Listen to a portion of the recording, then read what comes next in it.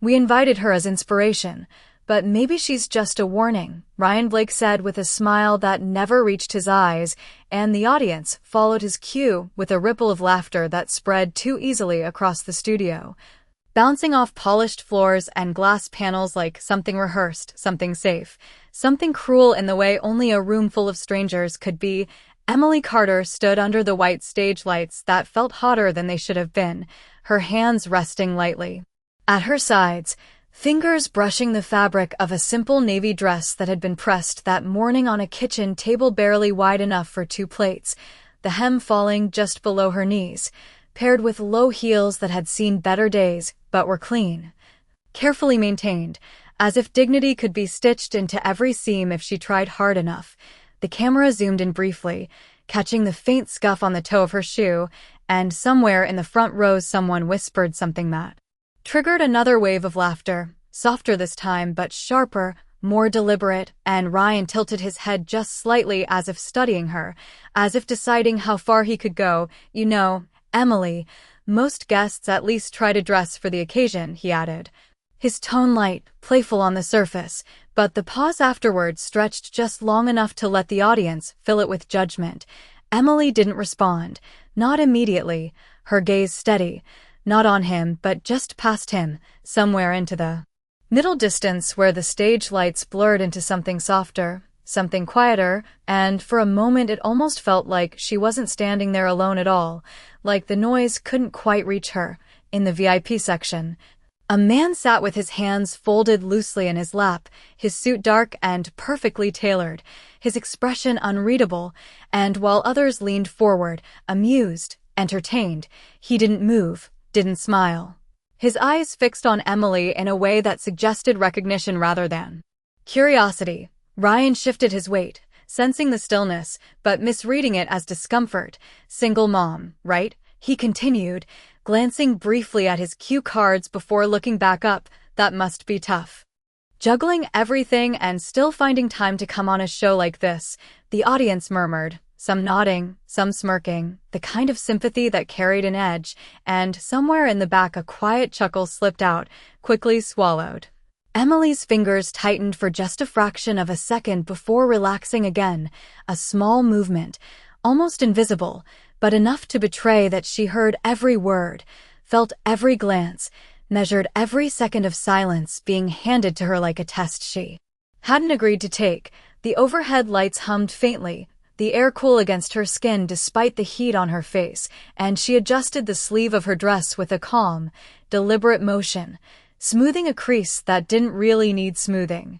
An action so ordinary it became something else entirely, something grounding, something controlled. The man in the VIP section leaned back slightly, his gaze never leaving her, and for a brief second, something passed between them, not a smile, not recognition anyone else could name, just a quiet understanding that seemed to exist outside the noise of the room. Ryan opened his mouth to continue, to push a little further, to draw another laugh, but the timing faltered, just slightly, as if the rhythm he relied on had shifted without warning, and the audience, sensing it without knowing why, grew a fraction quieter, the laughter thinning into something uncertain.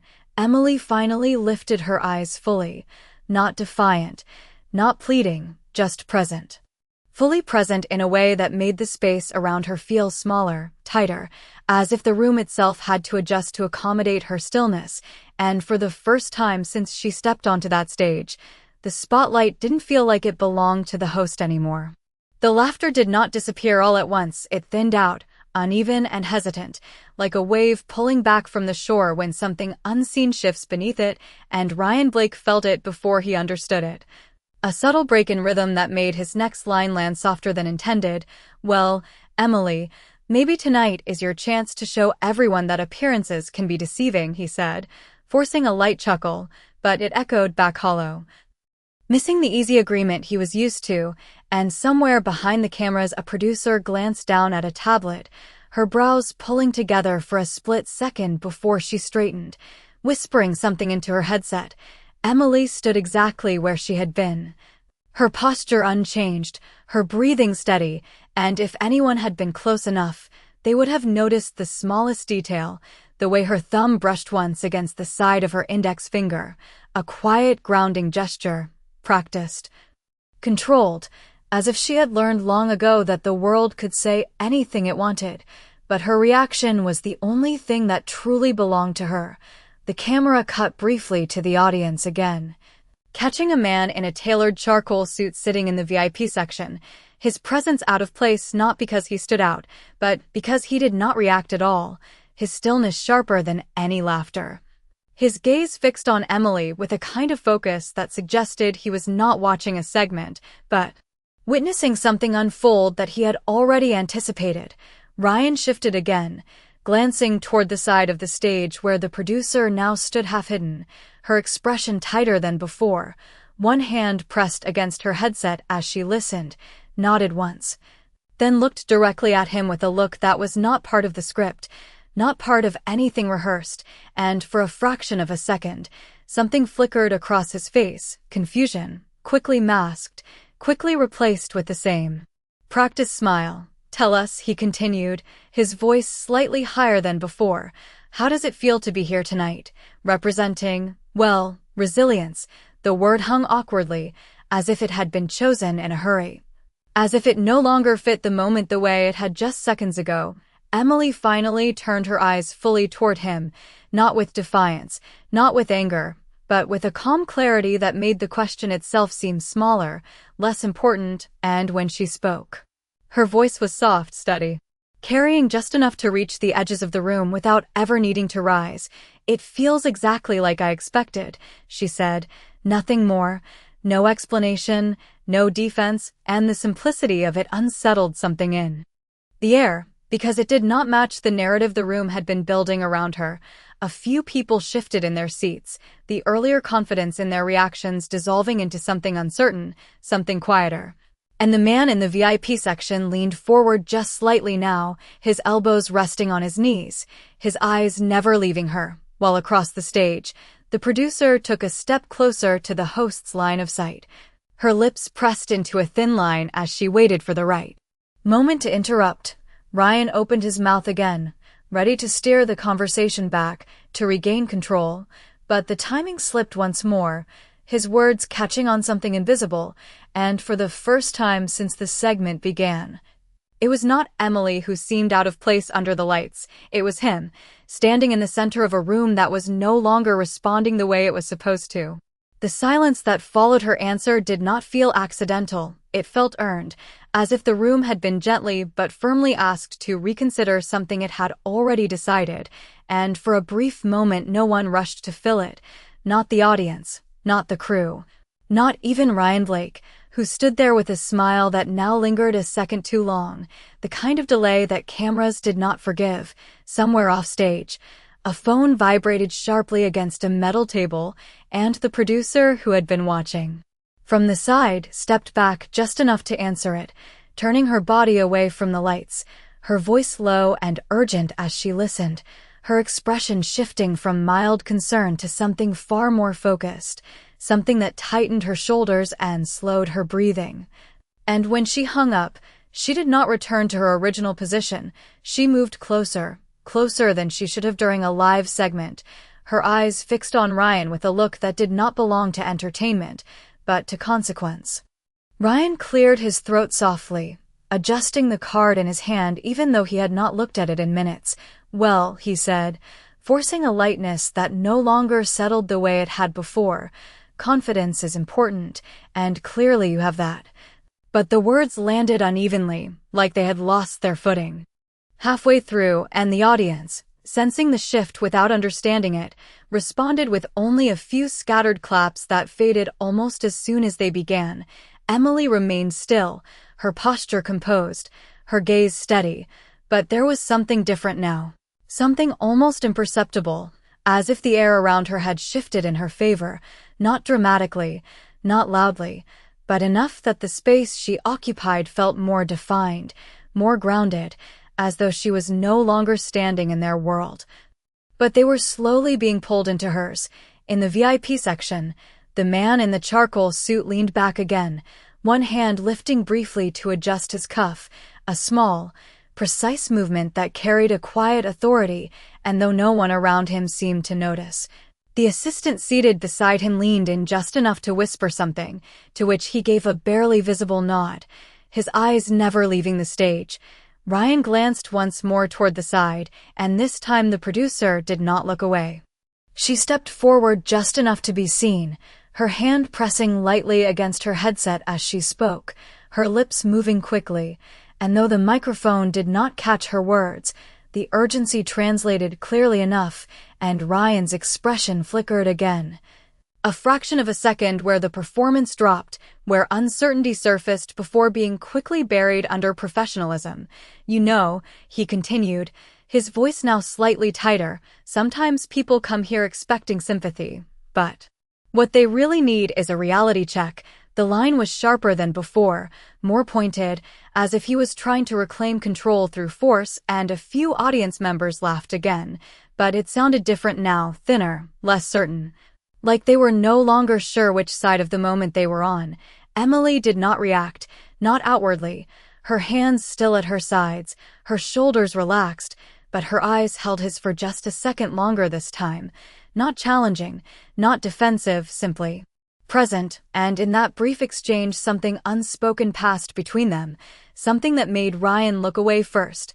Behind him, the producer took another step closer, now just outside the frame, her voice more insistent into the headset, her gaze locked on him, waiting for the exact second when she would have to intervene, and across the room, the man in the charcoal suit finally shifted his posture forward again, his presence quiet but unmistakable. As if the moment everyone thought they understood was about to belong to someone else entirely. The studio lights remained fixed, bright and unyielding, but something beneath them had shifted, something subtle yet undeniable, and Emily Carter felt it not as a sudden change, but as a quiet realignment. Like the moment air pressure drops before a storm arrives, unseen but impossible to ignore, Ryan Blake inhaled slowly, steadying himself, the practiced rhythm of his show slipping just slightly out of sync, and he leaned into the only thing he trusted. "Control through narrative, let us be honest," he said, his tone sharpening with a hint of authority he was trying to reclaim. "Stories like yours are everywhere, people struggling, making sacrifices, trying to hold things together, but tonight is about perspective." He gestured lightly toward her dress, toward her presence, toward everything the audience had already judged, and sometimes perspective begins with how you present yourself. A few scattered laughs followed, but they were weaker now, uncertain, as if the room was waiting for permission to react instead of giving it freely. Emily did not move right away, her gaze lowering just briefly, not in shame but in thought, as if she were measuring something far more important than his words, and then she looked up again. Her expression unchanged, calm, composed, carrying a quiet weight that did not need to announce itself.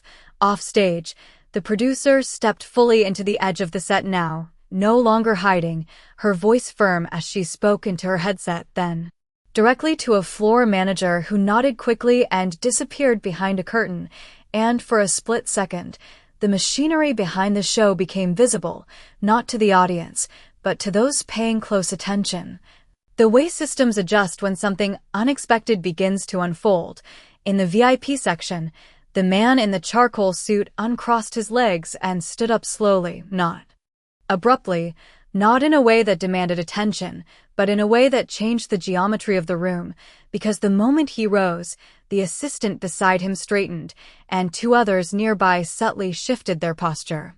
As if responding to an authority that did not need to be announced, Ryan noticed the movement in his peripheral vision and glanced briefly in that direction, his eyes narrowing for just a fraction of a second before returning to Emily. But that fraction was enough to interrupt his timing again, enough to plant doubt where certainty had been. "Confidence is admirable," he continued, though his voice carried a slight strain now, but confidence without awareness can come across as misplaced.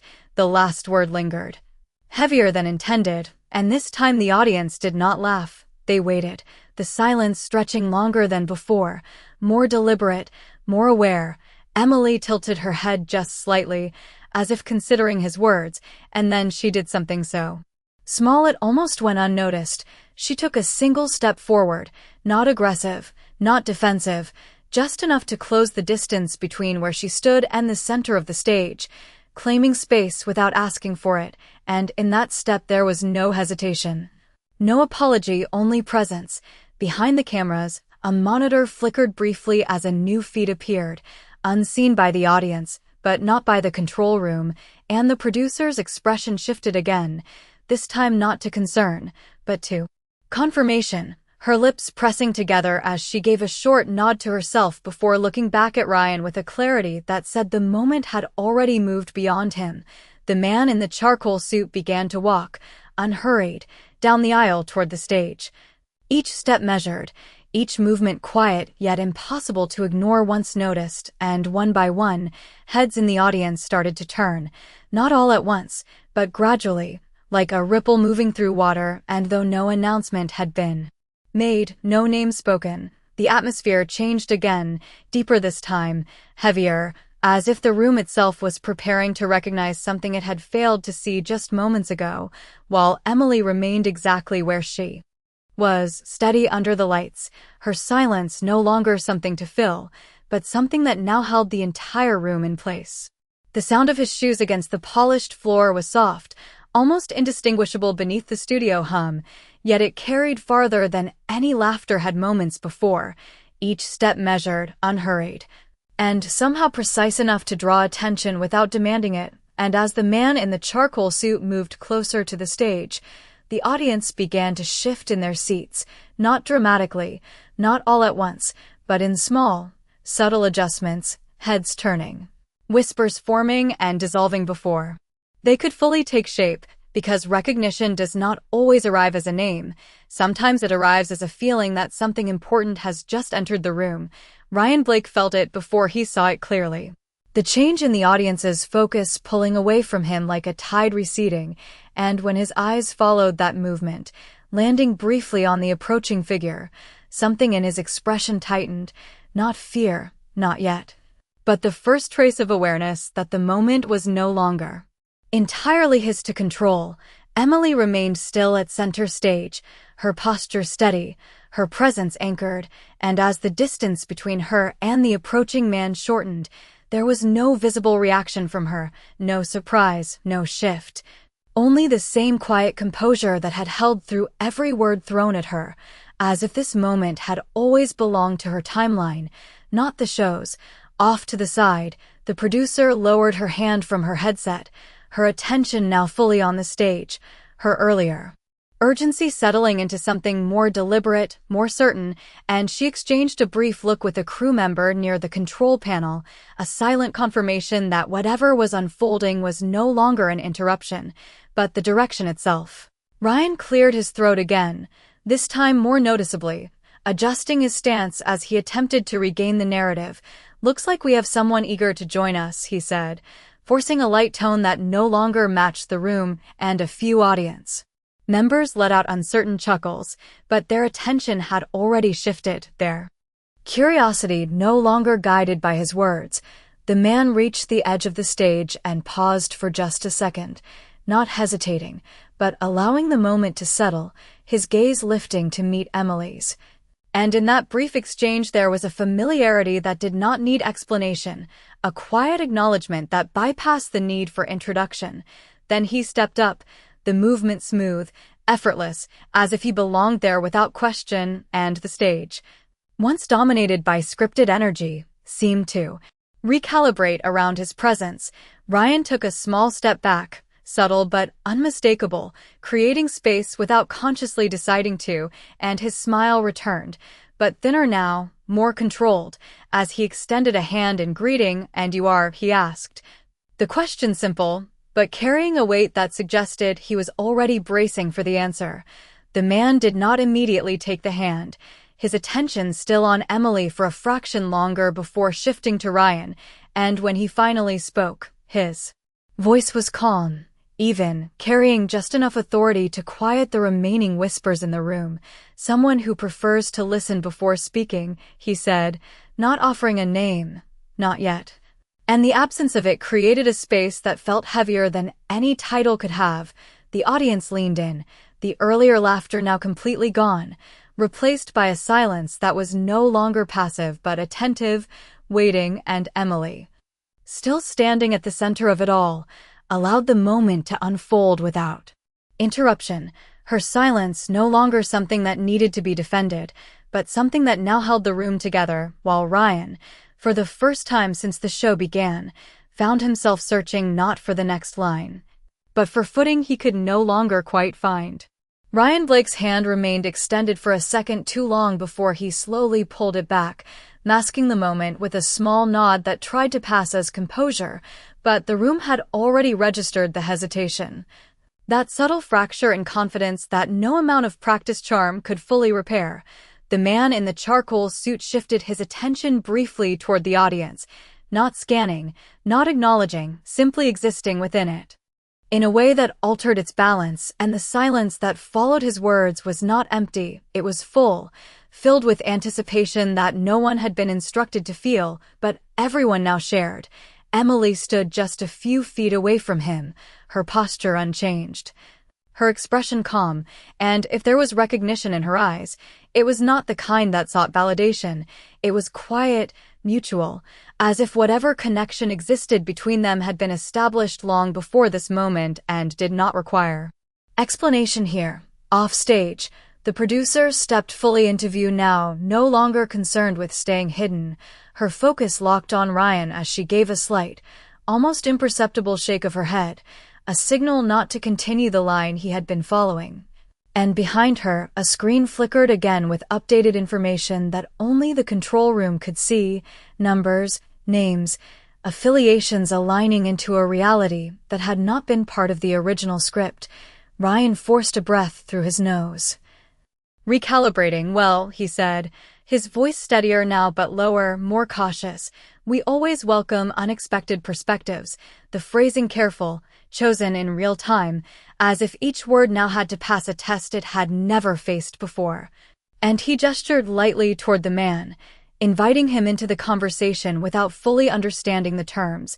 The man stepped closer to center stage, positioning himself not in front of Emily, not behind her, but beside her. A placement so deliberate it redefined the dynamic without needing explanation, and as he settled into that space, the lighting seemed to shift ever so slightly, not physically, but perceptually, as if the focus of the room had adjusted to accommodate a new center of gravity. A low murmur moved through the audience again, quieter than before but more concentrated, and somewhere in the second row a phone screen lit up as someone quickly searched a name they had not yet heard spoken aloud, because recognition was beginning to form even in the absence of confirmation.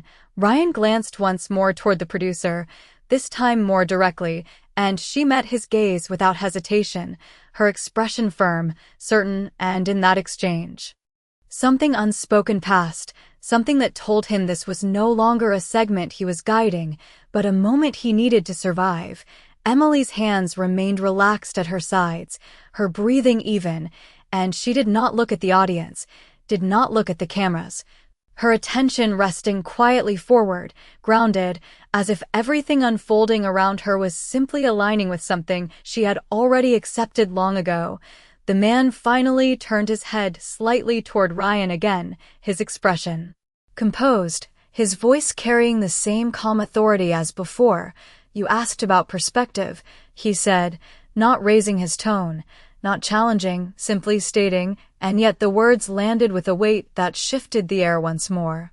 "Sometimes it has less to do with what you see, and more to do with what you fail to recognize," and as he spoke, the room seemed to narrow, the distance between perception and reality tightening into something almost tangible, while Ryan, standing just a step away, felt that distance closing in on him, each second stretching longer than the last as the moment moved steadily toward a reveal he could no longer control.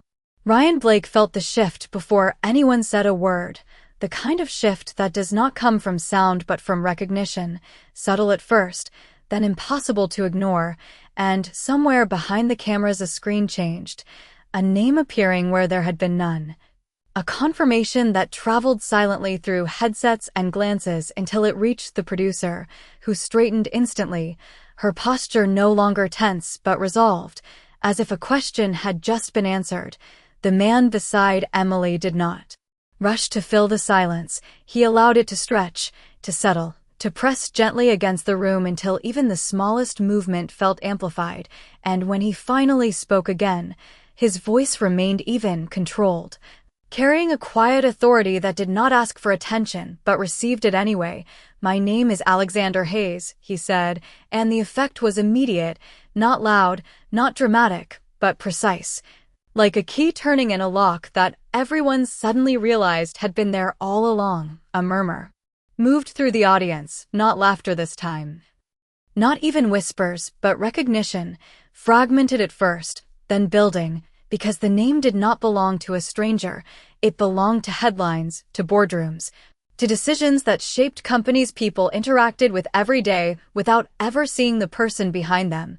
Ryan's expression froze for just a fraction of a second, the smile still there but no longer supported by certainty. And his eyes flicked once toward the producer, who gave a single, almost invisible nod that confirmed what he was already beginning to understand.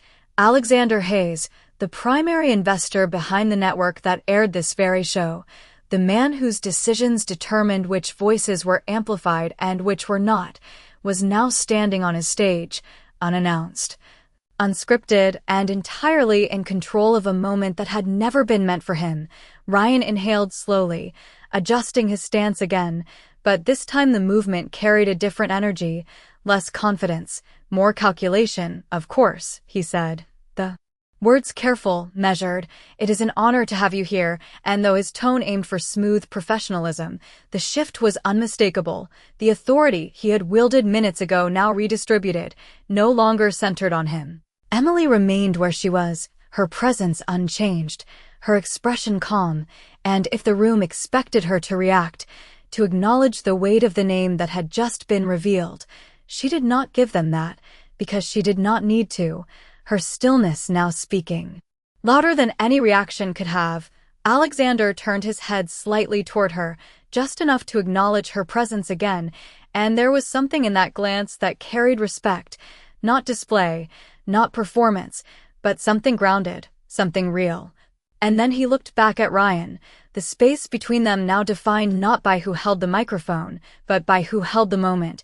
The audience leaned forward collectively, the earlier judgments dissolving into a quiet attention that felt almost like correction, as if the room itself was adjusting its understanding in real time, and Ryan, standing at the center of it all, felt that adjustment settle around him, the realization that the narrative he had been guiding had just shifted beyond his reach, and for the first time since the lights came up, he was no longer leading the story, he was inside it.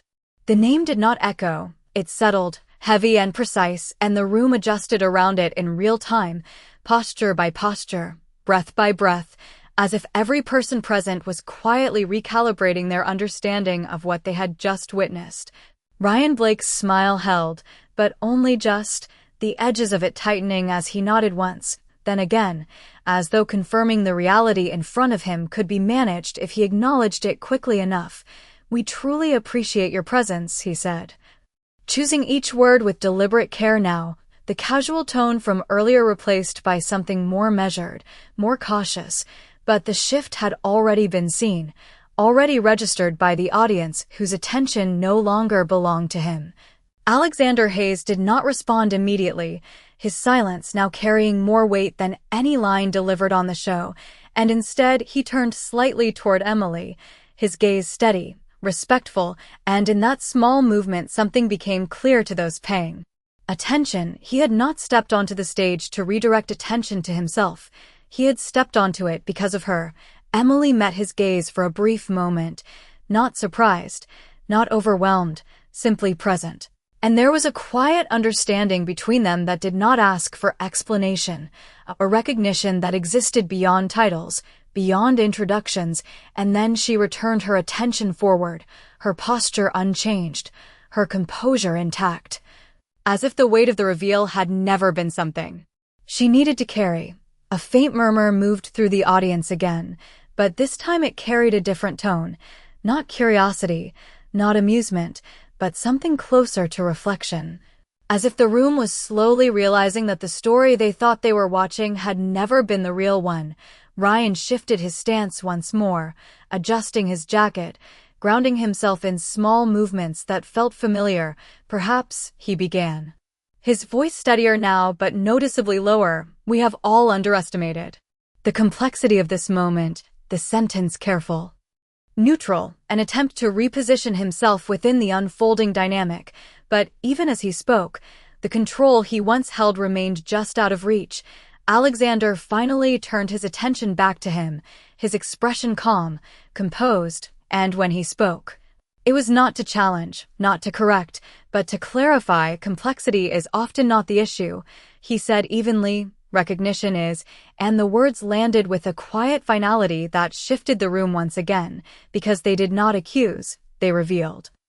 Offstage, the producer lowered her gaze briefly, a small exhale escaping her as the tension she had been holding began to dissolve into certainty, and behind her, the control room monitors reflected a completely different narrative now.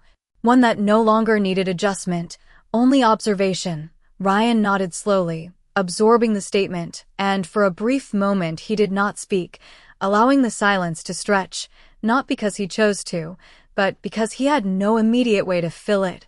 Emily, still, at the center of the stage, remained unchanged, her stillness now the most stable presence in the room, and as the attention of the audience settled fully on her, it became clear that the power of the moment had never been in the reveal itself, but in the fact that she had never needed it to stand where she was. The lights remained bright, the cameras still rolling, but the atmosphere had shifted entirely, no longer driven by performance, no longer guided by expectation, but held together by a quiet, undeniable truth that had finally been seen, not because it was announced, but because it could no longer be ignored. No one moved to end the moment, not the producers, not the cameras, not even Ryan Blake, who stood under the same lights that had once given him control but now only exposed the shift that had already taken place, and for the first time since the show began. He did not reach for another line, did not attempt to reshape the narrative, because there was nothing left to reshape. The room had already decided what this moment was. Emily Carter stood exactly where she had been from the beginning, her posture unchanged, her presence steady, and yet everything around her had transformed, the laughter gone, the judgment dissolved, replaced by a quiet awareness that settled over the audience like something undeniable, something they had witnessed themselves into understanding.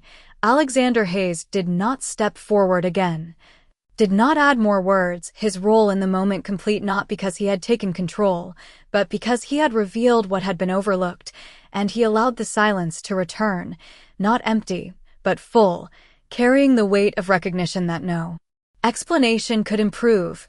Ryan finally exhaled slowly, the sound barely audible, and when he spoke again, his voice was different, stripped of performance, grounded in something closer to truth. It seems, he said carefully, that tonight has reminded us all that first impressions are not always the full story.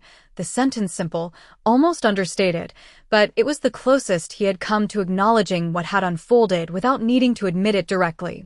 A few members of the audience nodded, not in agreement with him, but in recognition of her, their earlier reactions now replaced by something quieter, more reflective, as if they were reconsidering not just what they had seen, but how quickly they had chosen to see it. Emily's gaze moved across the room one last time, not searching, not lingering, simply acknowledging the space that had once judged her and now sat in silence before her, and there was no triumph in her expression, no satisfaction drawn from reversal, only a calm certainty that did not need validation. She turned slightly, the movement unhurried, natural, and as she did, Alexander stepped back just enough to give her space, not leading, not following, but aligning, his presence now supportive rather than central. And together they moved toward the edge of the stage without announcement, without ceremony. The cameras followed, of course, capturing every step, but the energy had shifted beyond performance, beyond spectacle, into something quieter. Something that did not need to be amplified to be understood. Ryan watched them go, his hands resting at his sides, no longer guiding, no longer directing, simply witnessing the conclusion of a moment he had not anticipated. And as Emily reached the steps, she paused for just a fraction of a second, not to look back at him, not to address the audience, but to take a breath that was entirely her own, steady, grounded, complete. Then she stepped down, leaving the stage exactly as she had entered it, without apology, without explanation. And as the lights continued to shine and the cameras continued to roll, the room remained quiet, held in place by a realization that had arrived without force, without noise, but with absolute clarity. That dignity does not demand attention, it earns it, and sometimes the most powerful response is not to speak louder, but to stand long enough for the world to change its tone around you.